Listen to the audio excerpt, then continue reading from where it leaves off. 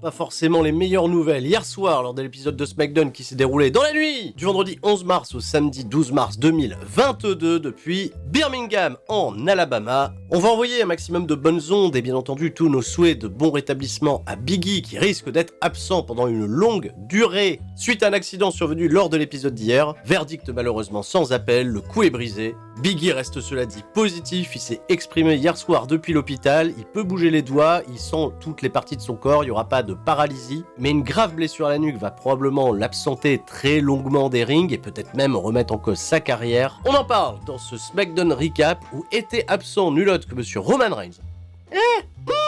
On refait le match ce soir dans le Main Event, où Ricochet défend le championnat intercontinental contre Sami Zayn et un call-up d'NXT plutôt étonnant qui a été repackagé, renommé au plus grand plaisir des fans.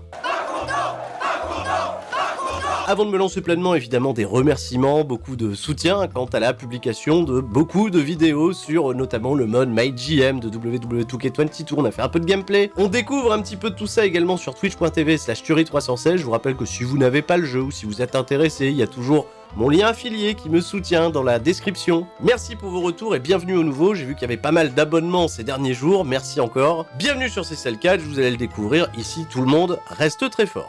Un épisode de SmackDown qui va débuter avec un clip où on nous remontre l'assaut de la Bloodline sur Brock Lesnar lors de ce live event au Madison Square Garden. Exactement le même clip qui a été diffusé en ouverture de Monday Night Raw, qui va permettre à Brock Lesnar bien vénère, qui avait pas envie de sourire, qui avait pas envie de danser, il est quand même venu avec son chapeau de cow-boy malgré tout. Il veut bien entendu faire couler le sang de Roman Reigns, qui l'a fait saigner au Madison Square Garden. Il nous montre sa cicatrice, on la voit pas bien parce qu'il y a l'ombre. Voilà, du chapeau, quoi ça sert de mettre un chapeau. Roman Reigns vient régler tes comptes, il en a plus rien à foutre, tu vois des matchs de championnat, il balance sa ceinture au loin, il balance le chapeau, allez hop, c'est parti maintenant, mano à mano. Mais pas du tout, puisque Paul Heyman se pointe et répond à Brock Lesnar que Roman Reigns n'est pas là ce soir. On espère tous, en cas d'absence de Roman Reigns, que la semaine prochaine il reviendra nous dire qu'il était en vacances, tout nu sur une île. Mais il n'est pas de question de ça. Pour Paul Heyman, il dit à Brock Lesnar, tout simplement, oui je comprends, tu te sens blessé, vexé d'avoir perdu une importante bataille contre la Bloodline, c'est tout ce qui t'attend à WrestleMania. Mais Brock Lesnar, au final, il va se réjouir que Paul Heyman est seul, sans Roman Reigns, parce qu'il n'y a rien qui l'empêche de lui courir après. Et c'est parti, course-poursuite dans les vestiaires. Alors je sais pas pourquoi il y a un service de sécurité qui essaye de retenir Brock Lesnar, ils sont où les Usos? Paul Heyman, il va réussir à s'échapper en bagnole, et Brock Lesnar, il va être un peu dégoûté de ne pas avoir attrapé Paul Heyman, mais on apprendra un petit peu plus tard qu'il va pas rester pour autant. Il va se barrer lui aussi. On le remonte! La semaine dernière, Ridge Holland et Sheamus qui ont saccagé le quad qui avait été offert par Kofi Kingston à Biggie, et c'est pas gentil d'avoir cassé les affaires, le jouet de Biggie. Combat par équipe prévu cette semaine, Megan Morant en interview avec Ridge Holland et Sheamus qui ont tous les deux des sledgehammers, voilà. Triple H peut être fier. Petit clin d'œil à son héritage avec l'un de ses protégés qu'il avait affronté à l'époque à WrestleMania 26. De Ridge Holland qui était un projet du côté du NXT noir et jaune. Et bonne nouvelle pour Triple H, un autre de ses protégés débarque dans le main roster en la personne de Pete Dunne qui rejoint le clan et qui a été renommé Butch. Butch. Butch. Alors au-delà, évidemment, de la PLS infligée par ce rename, c'est surtout le nom qui a été choisi, moi, qui m'étonne. Quoique, ça permettra à nouveau de lever un débat sur la prononciation du nom du géant nigérien Omos, puisque la traduction littérale de Butch, c'est Omas. Je vous laisse avec ça, partagez vos réactions dans les commentaires, évidemment Pete Dunne, Butch, il est là pour rejoindre le clan de Ridge Holland et de Sheamus, dans le projet peut-être d'affronter le New Day au complet, avec un Xavier Woods qui attend patiemment à la maison son ticket de retour pour la route de WrestleMania, le roi des bois, Chevalier Café, et Biggie, le déchu, le malheureux, il a perdu son titre WWE et ses relégations mid-card, et vous allez voir, les nouvelles sont pas bonnes. Je l'ai dit, et puis c'est la vignette, donc... Voilà, ça va se passer comme ça. 8 minutes de match, c'était pas si mal dans le ring, je comprends toujours pas pourquoi Ridge Holland il vient au ring maintenant avec un masque de protection pour son pif, mais il catch sans le masque, voilà, donc à quoi ça sert? L'action dans le ring était pas si mal, j'étais content de voir le New Day un peu plus déter que d'habitude, voilà, ils sont pas venus faire des clowneries pendant leur entrée, ils se sont pris quand même une petite pétée la semaine dernière, le quad il a été pété, donc on est un peu sérieux. Mais bon, tout cela n'a plus d'importance car le drame arriva à l'extérieur du ring, Ridge Holland porte une belly-to-belly over the head suplex à Biggie qui se réceptionne très très mal. Et il a fait une espèce de nu-corps et évidemment on a senti le ouch, et puis tout le monde n'est pas un miraculé comme Matt Capmos en Arabie Saoudite. Biggie out pour la suite du match, Kofi Kingston va voir son attention détournée par Butch. et va perdre le combat sur un Brogue Kick de Sheamus. 1-2-3, victoire du clan anglo-irlandais, avec un Butch qui va laisser libérer sa colère, sa frustration. Voilà, il est marrant, il met des coups et les autres ils le retiennent. Non, t'es un petit nerveux. Pat McAfee au commentaire, il semblait bien ravi de voir l'un de ses protégés aussi du côté de NXT évoluer de la sorte. Un peu de hate bien évidemment, mais le plus grave c'est bien entendu ce qui arrivera sur les réseaux sociaux, la diffusion des images pendant la coupure publicitaire où Big E a été évacué en civière. Ce ne sera que quelques minutes après la fin du show qu'il s'adressera à nous directement sur les réseaux sociaux depuis l'hôpital avec une minerve, pas forcément dans un bon état, mais c'est incroyable de voir à quel point Big E reste positif. Visiblement pas de pronostic vital engagé, il est capable de bouger chaque partie de son corps. Il a en effet des cervicales brisées, et ce genre de blessures très graves dans le catch peuvent entraîner des longues absences allant de 1 an à 1 an et demi, ou peut-être même mettre simplement fin à des carrières, on l'a vu par le passé. C'est véritablement triste comme nouvelle, beaucoup de messages de soutien de la part de tous les catcheurs de la terre entière pour Big E, qui démontre cela dit énormément de courage, et bien entendu, je me joins à vous tous, la chaîne C'est ça le catch, pour souhaiter un prompt rétablissement à Big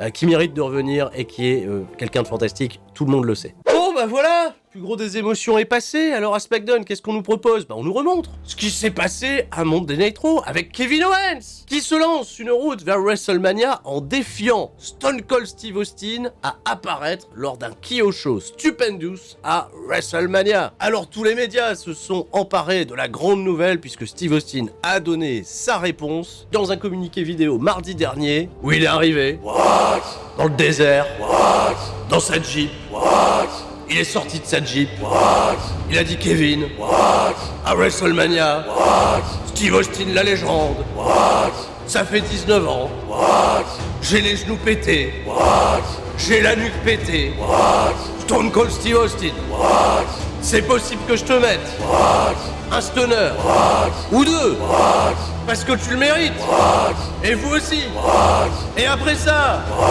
on buvra une bière, ou peut-être deux, et on fera la fête, parce que c'est comme ça, c'est WrestleMania, Stone Cold Steve Austin, Kevin Owens, papa restait très fort. Voilà, énorme news programmée la première nuit de WrestleMania. Une affaire à suivre, à savoir si Steve Austin apparaîtra lors de Monday Night Raw dès la semaine prochaine, ou peut-être dans cette route de WrestleMania, ou seulement peut-être à WrestleMania lui-même. Ce qui est planifié pour le moment, ça reste uniquement un talk show, un KO show. Peut-être est-ce une manière de détourner pour nous amener le match en dernière minute, ou tout simplement pas nous le donner si Steve Austin n'a pas donné son accord pour catcher de nouveau. Bien entendu, on manquera aucun Raw recap dans cette route de WrestleMania, on se donne déjà rendez-vous mardi pour en savoir plus. On nous remonte la victoire de Ricochet la semaine dernière pour le championnat intercontinental contre Sami Zayn suite à l'intervention de Johnny Knoxville. Sami Zayn qui a son rematch ce soir en interview avec Kayla Braxton qui lui fait découvrir une vidéo postée par TMZ aujourd'hui de Johnny Knoxville qui a tout simplement balancé le numéro de téléphone voilà, au grand public de Sami Zayn. Voilà, qui va se faire harceler, c'est pas très gentil. Bon évidemment, Sami Zayn, Johnny Knoxville à WrestleMania, c'est dans les tuyaux. Tout comme un match qu'on attend tout particulièrement, c'est Joyeux Corbin qui affrontera Drew McIntyre. On va poursuivre le programme dès à présent avec Drew McIntyre qui est prévu tout de suite, notre kebabier préféré, pour un combat 3 contre 3 en équipe avec les Viking Raiders qui ont l'habitude de découper le kebab à la hache. On va pouvoir un peu confronter les méthodes de cuisine de tout le monde, sauf que le match ne débutera absolument jamais. Les Vikings ils se font casser la gueule par Joyeux Corbin, Joyeux Copain, Jinder Mahal et Shanky. 4 contre 2, McIntyre, il veut aller sauver ses copains Vikings, mais c'est à son tour de se faire prendre en embuscade sur la rampe d'entrée. Le gros 4 contre 1, il galère un petit peu. Happy Corbin, il est prêt à faire peut-être le Claymore Kick, j'en sais rien. Il veut faire passer un sale quart d'heure à Drew McIntyre, mais qui s'en sort. Et Drew McIntyre fait un ménage complet dans le ring. Joyeux Copain, il a juste le temps de se sauver. Il se fait menacer à l'épée, évidemment. Ah, voilà, du kebab de cailloux. On s'arrêtera là, et vous l'aurez compris, la hype pour ce match ne progresse pas du tout. On nous remontre également la semaine dernière la victoire de Ronda Rousey sur Sonya Deville, qui s'est fait un peu humilié dans le ring, il faut le dire. Charlotte Flair qui assistait au match et qui a dû confronter Ronda Rousey, c'est tout simplement manger un ankle lock. Et justement, Ronda Rousey, elle va venir au ring et expliquer que l'ankle lock, c'est un move, voilà, qui lui a été enseigné par son mentor, non pas Ken Shamrock, ça aurait peut-être été cohérent, mais non, Kurt Angle, la légende, Kurt Angle, une légende ou deux. Elle va bien entendu être confrontée par Charlotte Flair, qui fait sa longue entrée en tenue de soirée, voilà, elle est habillée en oiseau, voilà, elle va peut-être s'envoler, on sait pas. Charlotte Flair promet à Ronda Rousey de se venger, et même de la faire abandonner. À WrestleMania, on est peut-être à 2 doigts d'avoir un submission match, on n'est pas prêt. Cela dit, malgré que la discussion soit pas des plus cordiales, il va pas y avoir de physicalité. Pour le moment, Charlotte Flair va juste décider à un moment donné de quitter le ring et de partir, parce qu'elle semblait avoir donner son point. Mais ça en restera là. On nous remontre évidemment la course-poursuite entre Paul Heyman et Brock Lesnar. Bon, Brock Lesnar, il a pas su attraper Paul Heyman. La Pat McAfee et Michael Cole, ils nous disent, bon bah il s'est barré Brock Lesnar, il sera plus là ce soir. Mais celles qui sont bien présentes ce soir, c'est la Team Bad. Enfin, anciennement, la Team Bad. Dans un instant, elle va affronter la Team Roll-Up. Sous les yeux de la reine Zelina et de Carmella, qui se sont peut-être rabibochées depuis l'épisode de Monday Night Raw. Elles étaient juste là pour observer l'action. Mais avant que le match commence, un petit placement de produit pour la Toyota Tundra. Vas-y, placement de produit pour des bagnoles à la WWE, ça rigole pas, avec un petit documentaire de Rick Boogs, qui est parti apprendre le surf avec Shinsuke Nakamura. Et il faut un beau Toyota Tundra pour transporter les planches de surf. Voilà, on les voit, ils font du surf, ils font de la guitare, placement de produit, on est bien. On vend des bagnoles maintenant. Ça part à la pub, retour de pub, le match il a commencé. Ça va durer 3 minutes, va y avoir des petites distractions à l'extérieur du ring qui vont permettre à Sasha Banks de battre Natalya. La vache, c'était même pas sur un roll-up. Oh là, Natalya, la mince, une défaite clean, c'est pas normal. Bah le projet, Natalya, qu'on doit protéger pour WrestleMania, sinon comment elle va avoir une route? Très bizarre, hein, cette route de WrestleMania pour la division féminine. On nous remonte beaucoup de choses, décidément, cette semaine. Bah encore Rick Boogs et Shinsuke Nakamura, bah ils se sont fait attaquer la semaine dernière par les Usos, bah ça a du sens, figurez-vous. Les portes du pénitencier sont ouvertes, c'est un peu un open challenge pour leur championnat par équipe, parce qu'ils ont pas de route définie pour WrestleMania. Et bah le défi va être apparemment accepté par Shinsuke Nakamura et Rick Boogs qui arrivent au ring en boitant. Voilà, il y a même pas le temps, à peine le temps de dire « My name is Rick !» Boogs.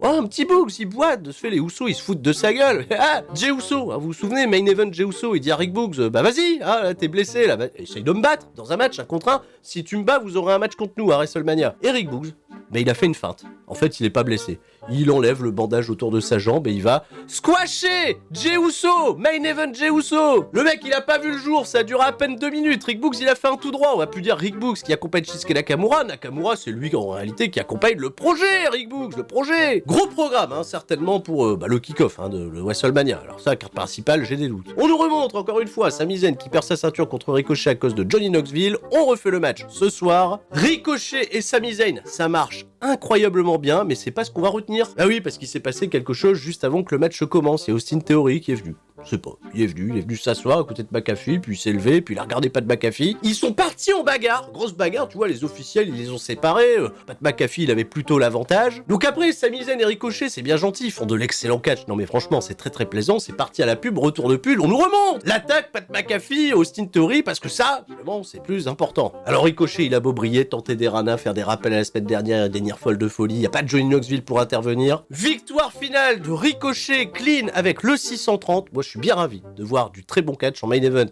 de SmackDown. Et j'espère sincèrement qu'il y aura un chouette combat, un chouette programme pour Ricochet d'ici WrestleMania, parce que oui, Sami Zayn, ça part vers Johnny Knoxville, et Ricochet, bah, il va rester assez peu de temps pour construire quelque chose de... je lui souhaite de pertinent. Mais l'épisode de SmackDown ne se terminera pas là, puisque, à la toute fin, bagarre en coulisses. Et clin d'œil, bien entendu, à la route de WrestleMania 35, puisque Charlotte Flair et Ronda Rousey vont se battre à proximité d'une bagnole, mais la police n'est pas intervenue.